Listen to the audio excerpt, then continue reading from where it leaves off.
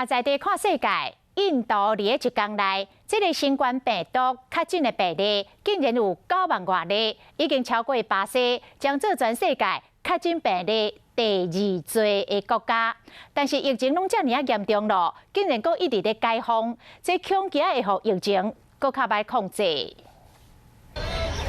印度疫情愈来愈严重，伫昨公布的统计，一天新增加确诊病例超过9万人，比巴西68000多例还阁较济。另外，印度总共确诊病例嘛超过420万例，已经赢过巴西，变成全世界确诊病例第2悬的国家。若是印度疫情用这款的速度伫扩散，巴西真正对伊袂着。 因为印度疫情遮严重，解封的范围却是一再扩大。为昨开始，地铁将全面恢复运行，100人以内大型宗教政治集会嘛会使举行，大型运动比赛嘛开放予观众去现场看。学校开学，学生自愿决定讲敢要去学校上课。 尤其是各省境内以及省甲省之间的人员货物的流动完全无受限制，甚至无需要任何检测证明，拢会使四界去。印度坚持扩大解封，是因为印度的经济严忍强要定去啊，若无赶紧兄查，就走袂振动啊。所以讲，当疫情为第3名变第2名的时，印度议员被迫要扩大解封的范围。